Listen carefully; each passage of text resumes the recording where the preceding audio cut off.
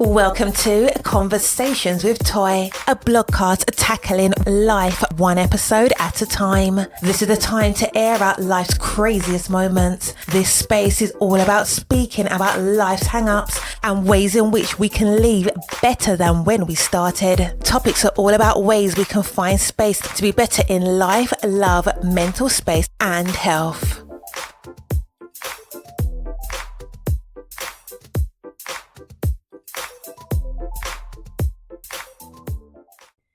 Happy Friday. It is the Friday after Thanksgiving, and I am excited for the day off, right? The day off to do absolutely nothing. I am going to a play though later on tonight, but nonetheless, no work to be done, no blogs to be written. Everything's already pre-done. I'm really proud of myself. So I hope that you and your family and whatever your family may consist of, it could consist of yourself. You may have spent time with your extended family. Maybe you decided to eat a bowl of cereal by yourself. Let me tell you, I would rather eat a bowl of cereal by myself than to eat with anyone that's going to get on my last and final nerves, right?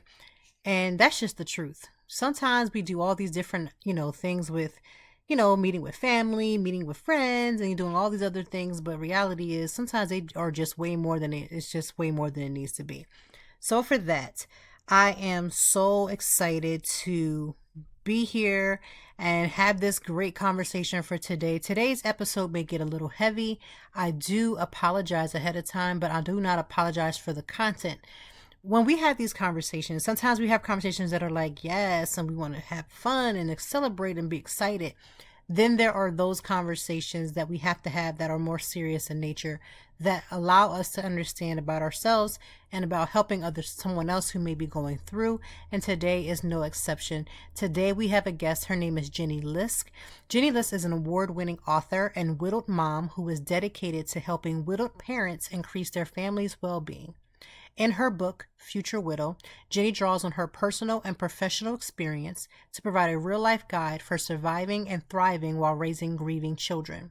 As host of the Widowed Parent podcast, Jenny has done more than 100 interviews with expert, seasoned widowed parents and people who have lost a parent at a young age. Her podcast brings much-needed resources to parents, helping them feel less lost and alone. So we are going to have Jenny come in a little later and just talk about her experience of losing her husband, unfortunately, and becoming a widowed parent, what it was like for her, because, while he was in the midst of being sick, she became a single parent in a sense, to where he wasn't able to be as participatory as he once was.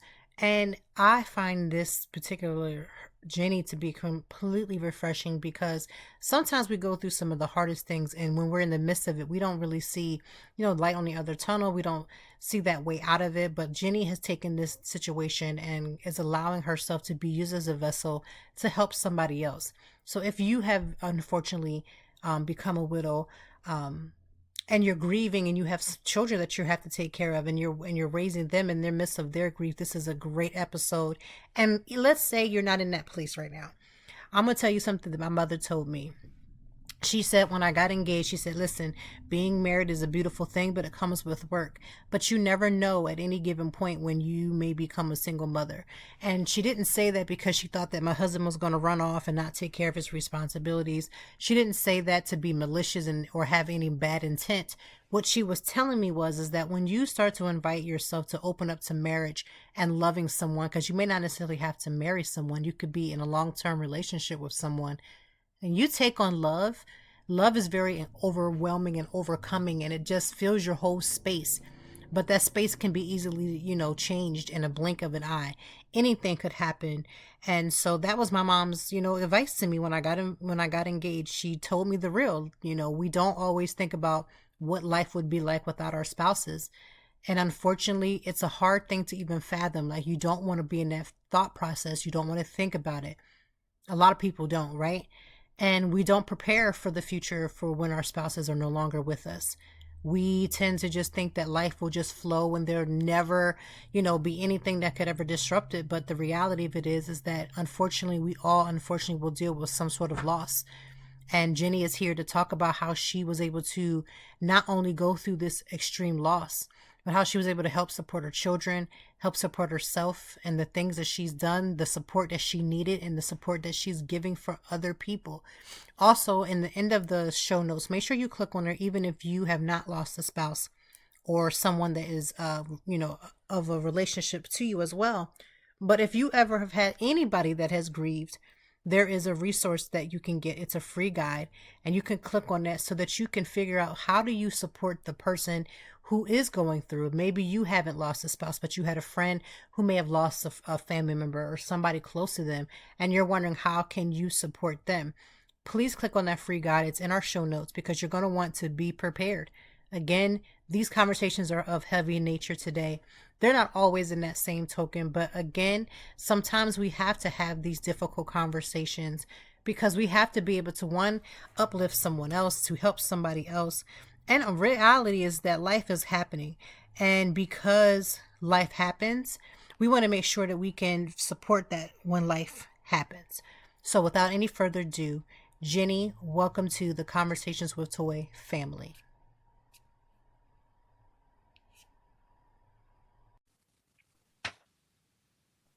All right, welcome to another Friday to my Conversations with Toy family. We are so grateful to have you here. Also, I'm hoping that you had a great Thanksgiving holiday, but what we're going to talk about is actually very, very, very, in my personal opinion, in line with the holidays. A lot of times when the holidays come around, people expect everybody to be jolly and Joe, but there are people that have real life situations going on in their life that are very difficult. And when the holidays come around, it's very hard for people who have had loss or who are dealing with whatever they are dealing with. Like for me, last year, I was in therapy on Thanksgiving morning, right after putting the turkey in the oven. So I'm very, very empathetic when people have whatever life challenges that they may be dealing with. Well, today is no different. Today we have Miss Jenny Lisk. She is here to talk about her situation and her grieving with her loss of her husband. And she has wrote an amazing book that we're going to discuss. Not only that, she's also helping other widows who may not understand what they may go through. I find that to be really refreshing. I'm always trying to listen to when people share their stories, because in sharing their stories, even in the most difficult times, I feel like it's a way for us to empower other people to become better in the areas that we probably floundered in. So Jenny, we're so grateful to have you here. I'm going to give you the opportunity to tell your story and introduce yourself the way you want to be introduced. Okay, terrific. Thanks, Toy. Well, it's great to be here, and thank you for having me on your show this week. Absolutely. To make a long story short, I have a podcast for widowed parents, and I wrote a book, and you probably want to know how I got in that in that situation, because I sure didn't plan on this. It was 6 years ago right now, actually. I was in the middle of my husband's brain cancer. He was sick for 8 months, and it started in the most unremarkable way that you can imagine. He said, "Hey, I've been feeling a little dizzy." Right? Little dizzy. I mean, maybe he's dehydrated. I don't know, right? I mean, it just didn't seem like a big deal. I wasn't expecting from that conversation to be like, this time next year, I'm going to be a widowed parent, right? Like that never entered my mind. So you can imagine how shocked I was when we go to the primary care doctor and he does an MRI and he says, there's something really wrong with your brain and you need to see the neurosurgeon tomorrow. And we see the neurosurgeon and he says, well, we're going to do brain surgery the following day. I've had knee surgeries and things. This doesn't usually happen that fast, right? Exactly. So all of a sudden, I'm sitting there, I'm staring at the ceiling in the little exam room, right? I'm sitting on the little visitor bench and I'm saying, are we really having this discussion? Like I look back, I close my eyes, I put my head back, and I'm like, no, this is not my life. Right. Right? Like, where did this come from? This is just like out of the blue, boom. Right. And so he then had brain surgery, and then because at first it was like, well, it's a brain tumor, right? Okay. Well, tumor could be cancerous or not cancerous. It could be different types, some of which are more aggressive or more deadly than others, right? Some can be more likely dealt with, some can't be. Anyway, He had a very aggressive type called glioblastoma, and he was sick for 8 months, and I was his caregiver during that time. And our kids were 8 and 10, and then they turned 9 and 11, and then he died. And, hospice and all this stuff, right? We went through all of that. And I, from the beginning, was basically a single parent because, so this particular brain cancer affects people differently depending on where in the brain it is. And in his case, it affected him cognitively. And so he was just not, doing normal adulting things, right? He wasn't parenting. He wasn't working. He needed to be cared for. Right. Right. So, and then he died. And then I was for real, an only parent. And that was the start of like, what do I do? How do I do this? Right. I didn't sign up for this. I didn't expect this.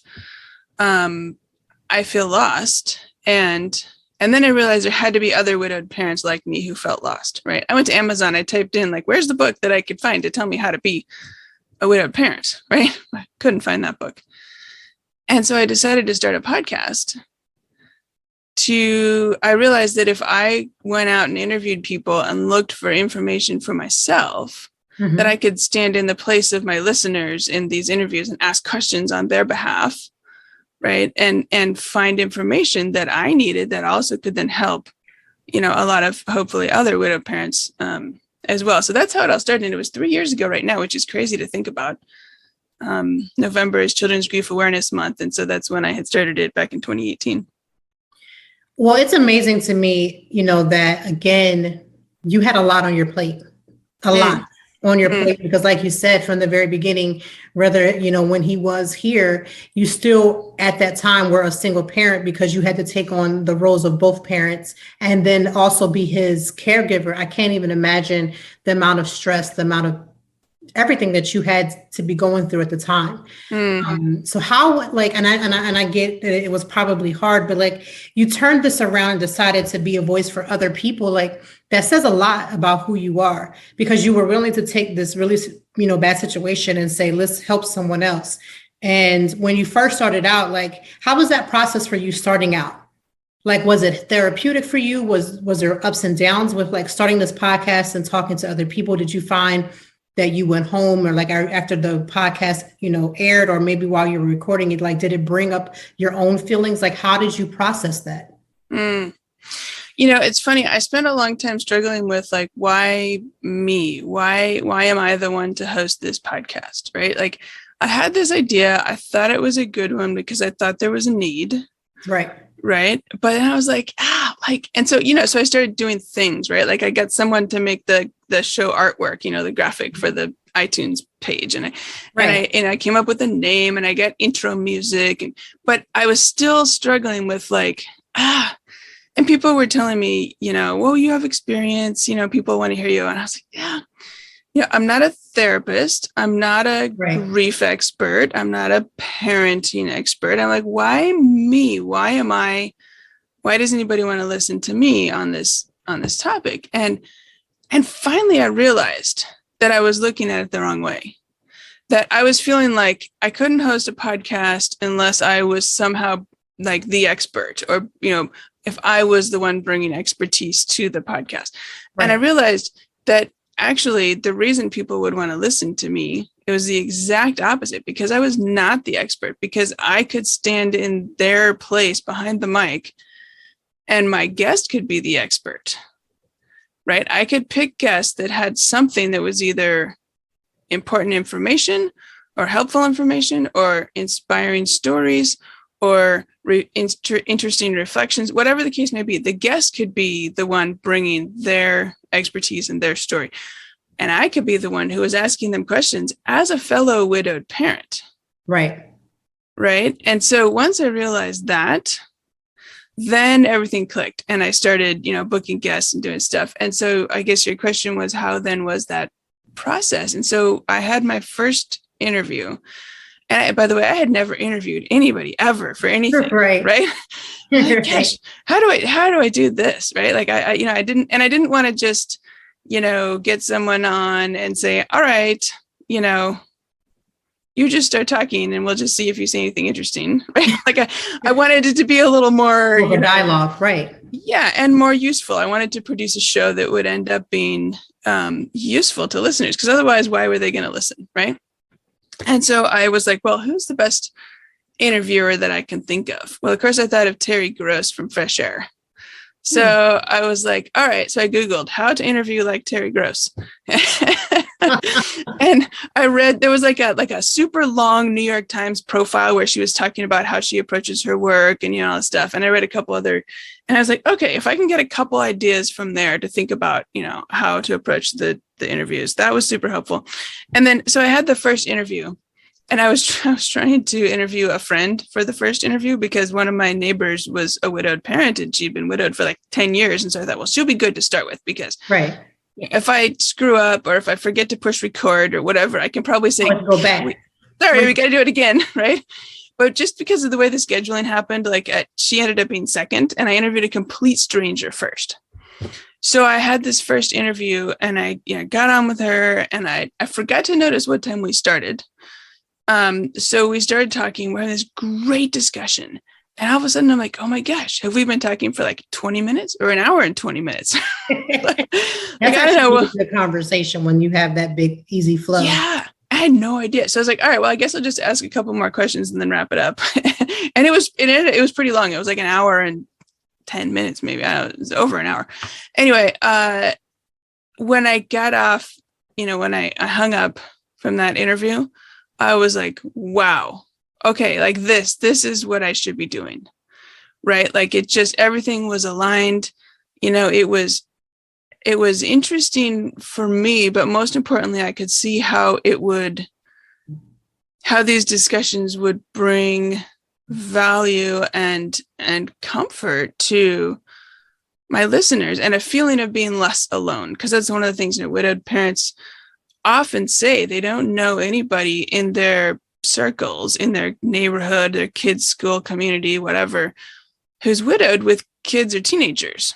Right. If they know somebody who's widowed, it's, their parents' friends or, older people or whatever. And they think they're the only people who are widowed who have young kids or teens. And it's not true. There's actually, sadly, there's tons of us, but it's kind of a hidden club, Or a club that people don't necessarily want to be a part of either. Oh, well, that's entirely true. Yes, right. No, you don't. Exactly. You don't necessarily be a part of that club. Right. But if you have to be in it, then it's helpful to find people who, are in a similar situation. Even if your types of loss are different, right? You have, different, sudden loss, illness loss, accident loss, this or that, kids are this age or that age, and so a lot of listeners tell me that, they do feel alone in their personal circles. And so listening then to people's stories is helpful to know, hear how other people how things have gone, what they've done, what they wish they knew, whatever. So I just, for me, after that first interview, I was like, okay, this is it. This is what I'm doing. And it felt like it was helping bring some kind of meaning maybe I was in the situation and I couldn't change the situation I was in.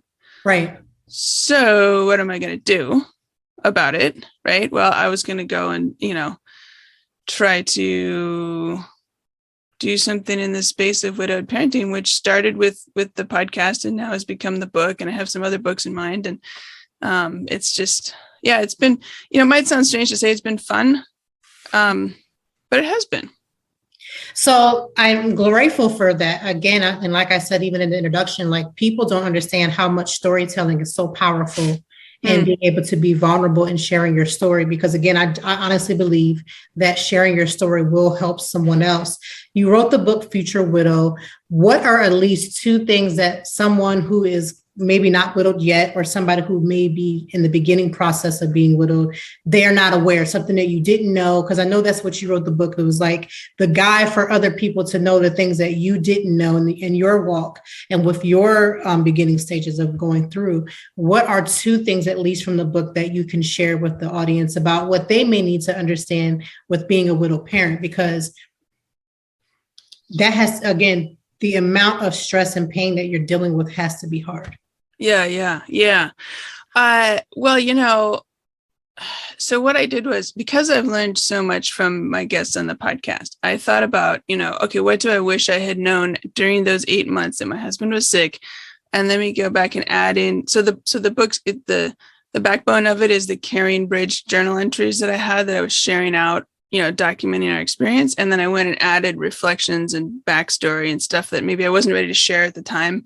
Okay. But now I added in, right, including those lessons. And so one of them is how important it is to be honest with kids, even with difficult topics. So this is fascinating because I think so everybody wants to protect their kids, right? Mm-hmm.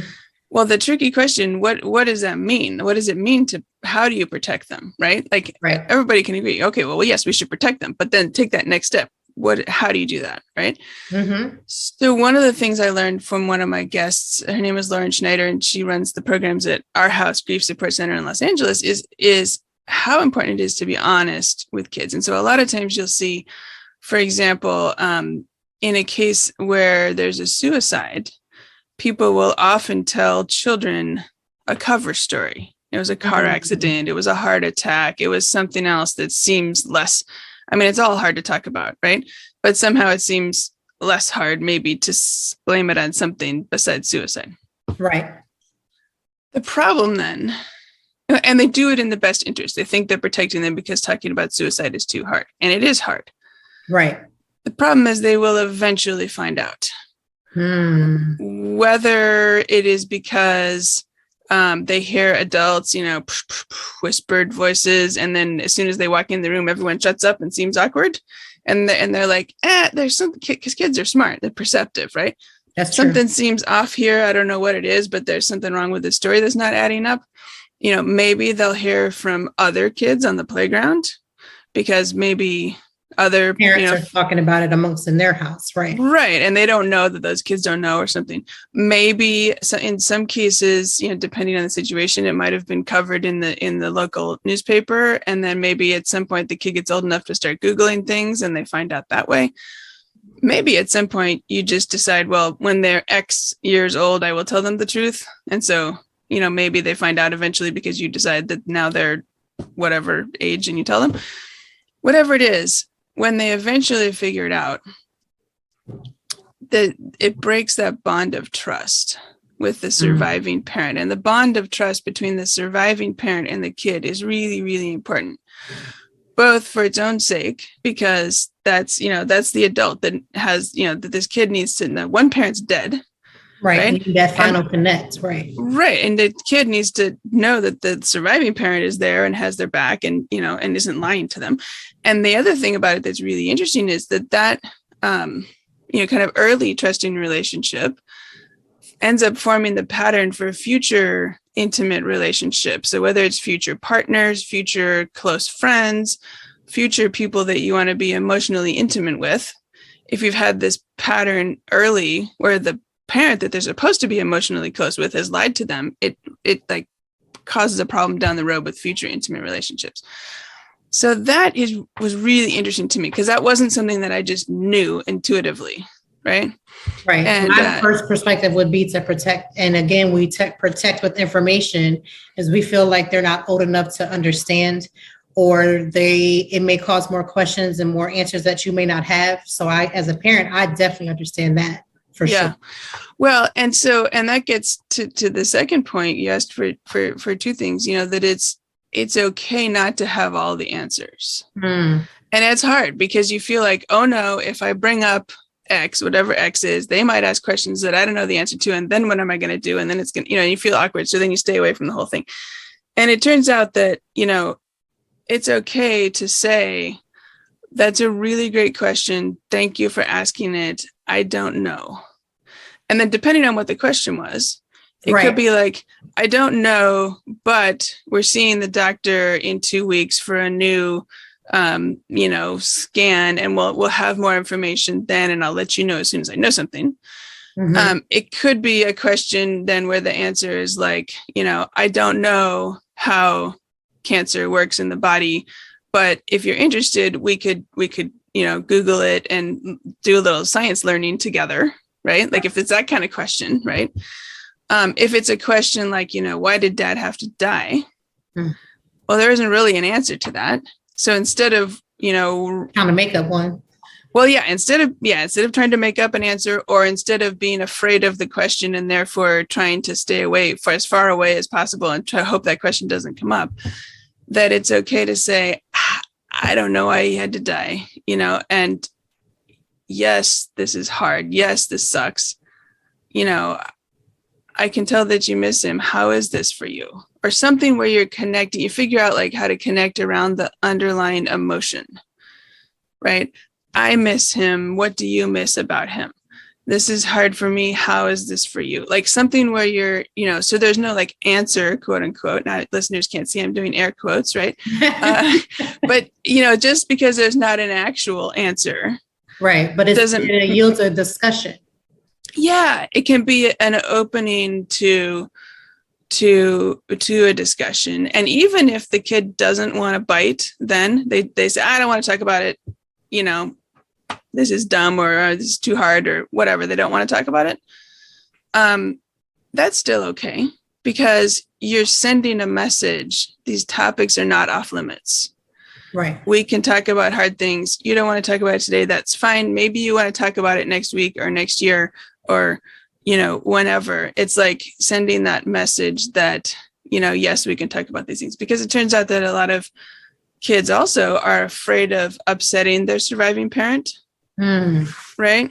And so maybe they may be sad, and they may be struggling, and they may be having some emotions around it, and they end up maybe struggling alone because they don't want to bring it up, because they're afraid they'll upset that surviving parent. So it's important for the parent to kind of be aware that could be, a thing, and try to be sending the message that, yes, we can talk about this. And so, like I said, even if they don't want to talk about it today, you're still sending that message, that when they are ready, it's absolutely not off limits.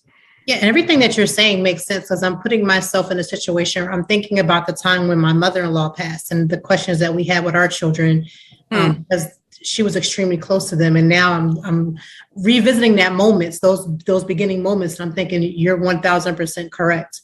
Like the whole being honest, and like, especially with like the children, when you said last about the children not wanting to upset it was my husband's mother, and they didn't want to make him upset, because they felt like bringing her up, talking about her, even though we did things like get them therapy and things of that sort, they felt like they could talk about it there, but they didn't want to bring it home, because they felt like talking with us would then cause an emotional outburst, or they were just afraid of that big emotion.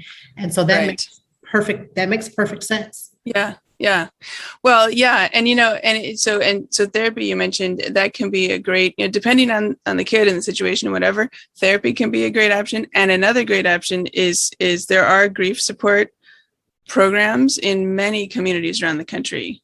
Like kids and family grief centers, where they run, a lot of them are peer grief groups, and they have groups for little kids and teenagers and young adults sometimes, and adults, parents, and they get, kids together with other kids in their age. Usually it's if they've lost a parent or a sibling, someone in their immediate, sometimes people have lost grandparents as well. It kind of depends, on a lot of things, but, that can be a really helpful form of support as well, because a lot of those kids feel alone, right? None of their classmates have a dead mom or a dead dad. Right.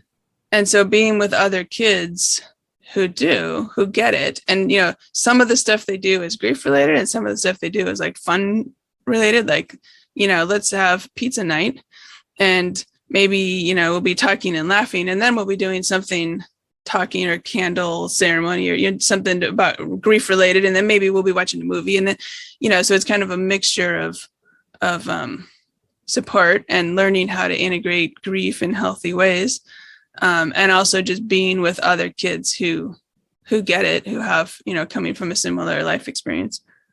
Well, I love that you're to talk about support. What are some of the things that you have done with your, healing process. But in addition to that, just in life in general, like, how do you take care of yourself? Because you have your children that you're taking care of. You may have the emotions and things, because I'm sure it never heals. I'm sure it's like, up and down, and has its, good moments and bad. What are the things that you personally do that may be a great suggestion for somebody else listening, but just the things that you do that could encourage somebody else to like lean in a little bit to taking care of themselves during these difficult times? Yeah.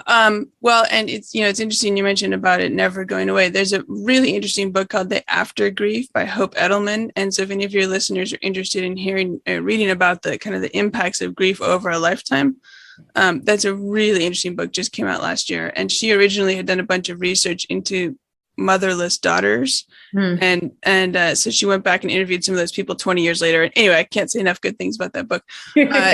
And speaking of books, so one of the things that I have done is reading, right? It's interesting because I talk to people and it seems like they're in one of two camps. Either they read every book, like grieving people, they read every book they can find. Right. And like, give me more. Or they're like, I have grief brain or widow brain. I can't sit down and read a book to save my life. Right. But sometimes in that case, audiobooks can be a great option. Right. So anyway, there are a lot of really good books, and you might consider two types of books, like nonfiction books, like information, like The After Grief that I just mentioned, or there's a really good book about anxiety and grief. So books on topics, and then there's memoirs, and a lot of people say that reading other people's stories and experiences, and you find some of yourself in that story, or you get some ideas or some reflections that help you like process your own journey by reading other people's stories. So that's one thing that I've done. I found a therapist that was terrific, and saw her. So I'll just start again. So I also found a therapist who's terrific. And I reached the point where I was like, because I was doing a lot of walking and thinking. Oftentimes walking by myself and thinking, and maybe even thinking about some of the books that I had read, and then walking and using that time to think about my reflections on that, sometimes walking with friends or people that I could talk with. And then I reached a point where I was like, I'm having all these flashbacks. I'm sitting here. I was working from home at the time, at my computer, not 10 feet away from my husband's urn. Right. And then I'd see it, and then I'd have flashbacks about the funeral and about the ER visits and all these things. And so that's when I was like, all right, I'm going to find a therapist and start processing some of that. So that was really helpful. There's some really cool things. Like there's a thing called Camp Widow. Oh, which you may not have heard of. It's really cool. And it's not camping. It's okay. It's at the Hilton or some fancy hotel. And they do a big one in San Diego every year. And then they do one in Florida somewhere and in Toronto. So they do it 3 times a year, and it's like a conference for widows, but calling it Camp Widow sounds a lot cooler. And but speaking of, you're outside or something. But speaking of, connecting with other people, right? Everyone there is widowed. It's probably more women than men, but there are men there. Men are very welcome.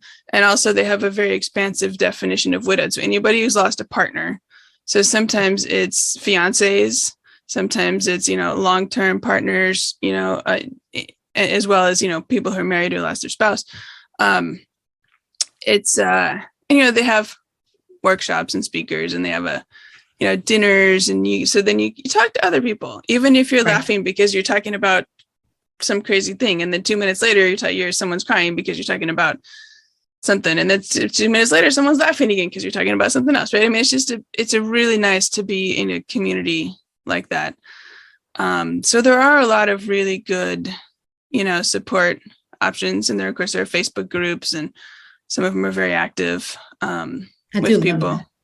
Yeah. So I think there's a lot of good options out there. I'm not saying it's easy, right? I'm just saying there is support. And that's what's important. A lot of things are not easy, but, and God forbid, losing a spouse, I couldn't imagine, but I know for a fact, like having support matters in your tough times. Now that we're in the full-blown holiday mode, how do you approach the holidays? Is there something that you do? Is there a tradition that you may have, brought into your life? Like, what are you doing to, not necessarily get through the holidays, but to enjoy the holidays, to be present in the holidays? How do you do that? Excuse me. Yeah, it's funny. Funny is not the right word. The first year, because he died in January of 2016. The first year I had a headache, like an actual literal headache from like Thanksgiving all the way through Christmas, New Year's until January 8th, the day that he died. And then the next day, the headache was gone. Wow. It was the strangest thing. Yeah. And it's because, and it's some, and that was that kind of approaching that first anniversary. And also I was flashing back, like this time last year, we were doing this, this time last year, that happened. Right. Like, and so for me, those moments. Yeah. And so for me, that first year was probably the hardest. It's kind of like, all right, and I don't know about you. I don't do very well with a headache. Right. Like, no. I'm just like, all right, just like buckle down, get through. Right. But interestingly, the second year, third year, et cetera, I didn't get that headache. But they say, people say all the time that the body knows these things. And like people will say when somebody's death anniversary is approaching or maybe, a birthday or something else that their body knows, like they get things like a headache or other, might be other things for other people.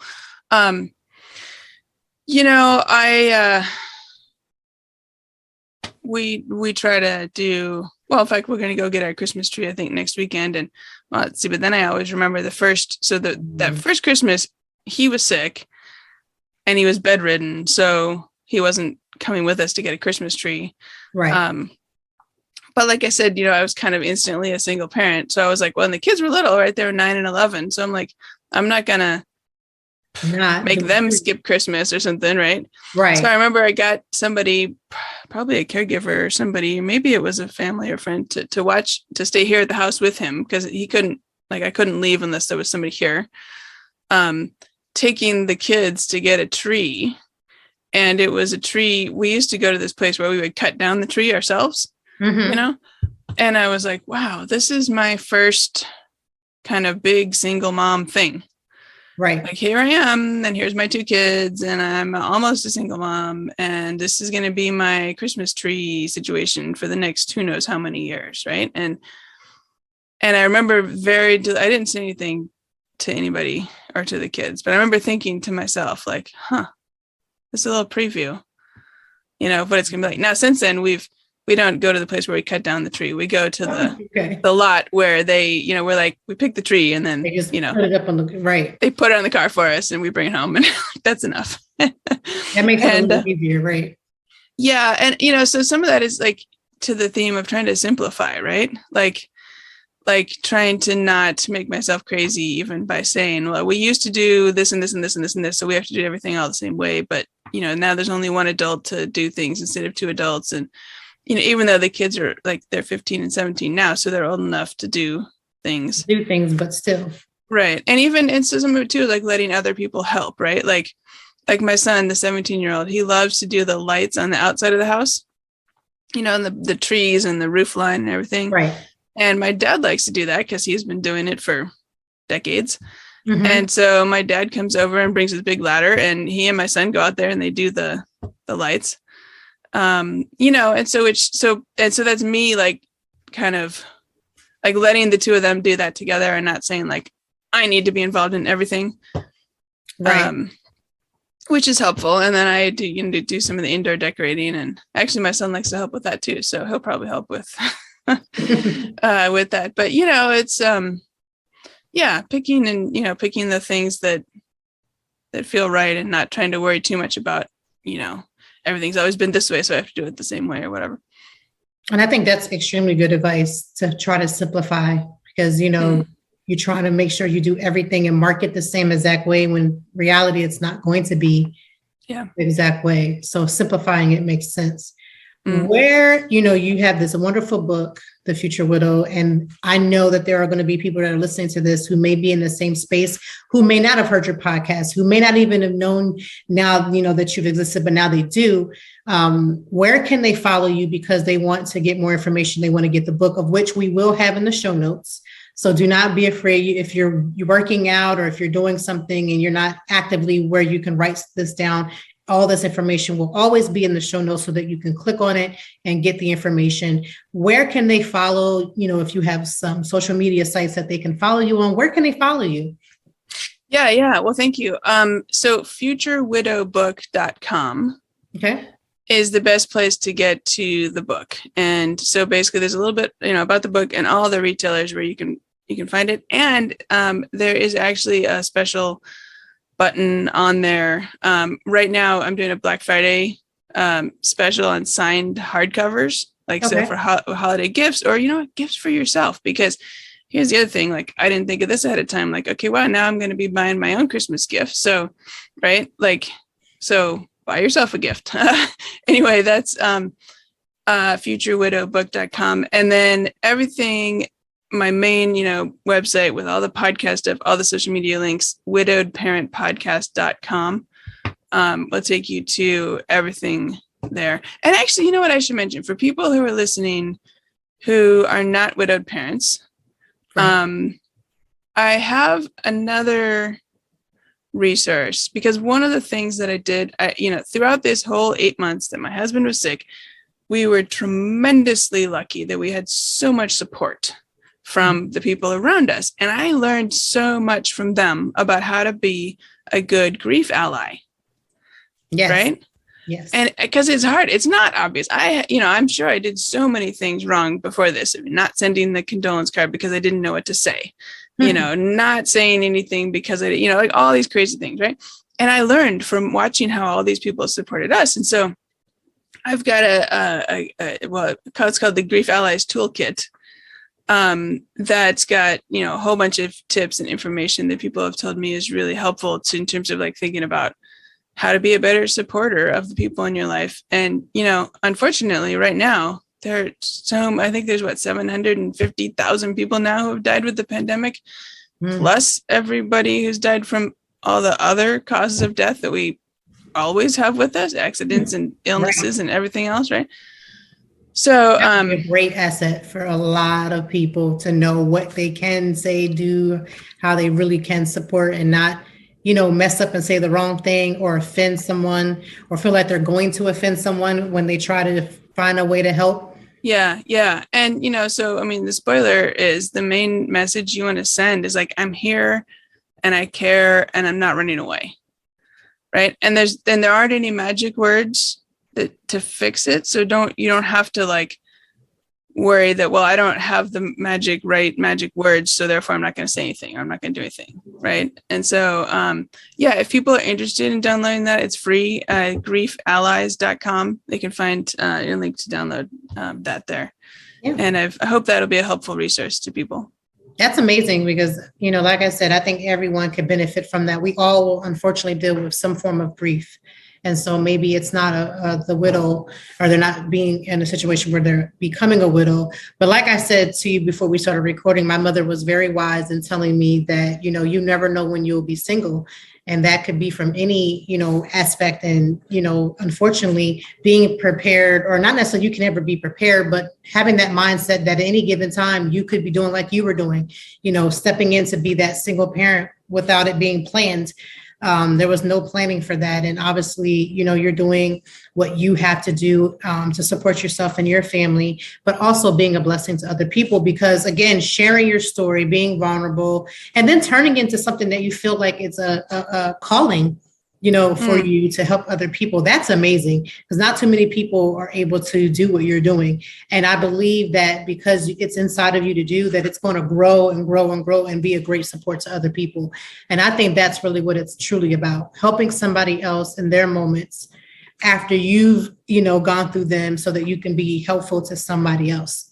Yeah. Every guest that has come through here has been, it's always, it's not a weird, but it's always amazing how I'll link up with someone and I'll be like, what's your topic? And we'll talk. And I'm like, you know what? you were meant to be in that space. And unfortunately, with the circumstances, obviously no one wants that.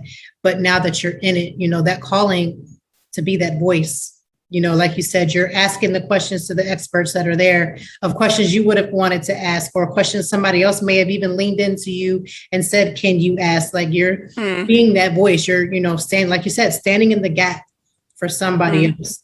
So that's a blessing. Yeah. Well, thank you. Thank you. That's what I hope I'm doing, what I'm trying to do, and it's great to hear from listeners when they say that, something, or readers now with the book, that something has been really helpful to them. And it's always, because that is why I'm doing it, right? If it's not helping anybody, then I shouldn't be doing it. But I hear that it is. So that's nice. That's what we want to do. And then, you know what? You're leaving your mark. You're leaving your mark on other people. After everything is said and done, you're leaving your mark where other people can read and they can feel like they can make it through a better day because they've read something that you've been through, even in the most difficult situations. Because I know I keep saying it, but I am a firm believer that nothing just happens by accident. So it's not an accident that you came on this show to speak, because somebody may be listening that may need to hear this. And they needed to come through this channel to hear that. And now they're going to be able to get that resource, those resources that you have, and try to and build a support system around themselves that they may not even have thought about having, because they thought they had to be a strong person and hold everything together and keep everything together on their own. Especially in moments when they've been used to having that other partner there. And now they're like, I'm protecting this whole fort. I'm protecting this whole house. Now I'm going to do it all myself. I don't need any help. And, you said about just asking for help, allowing other people to help. And I hope that somebody's listening. That's a word right there, a whole lesson right there, receiving help. Yeah. Yeah, for sure. For sure. Not always being strong and feeling like you have to take on the world by yourself. Yeah. Yeah. So thank you so much for being a guest on our show. We are going to link, and when I say link, everything will be clickable. You know how we do. Everything will be clickable in the show notes. Make sure that you support her book. Like she said, give a gift to yourself, give a gift to someone else. You never know somebody else reading that and where that then will go. Somebody else will give it to someone else, and somebody else will give that to someone else. It's always a chain of giving. And I feel like we need to support that. Make sure you get the book. Listen to her podcast with a parent, because again, if you are in this moment dealing with that, or are you in the future, maybe this isn't your moment right now. And unfortunately, you may deal with this in your future. You want to know where you can go to get somebody who has been there, done that, and is still in the trenches with you as they're going through their own exploration of their healing. So thank you so much for being a part of that. Thank you, Toy. It's been great talking to you and your listeners. And I hope you have a great rest of your day. You too. Hold on.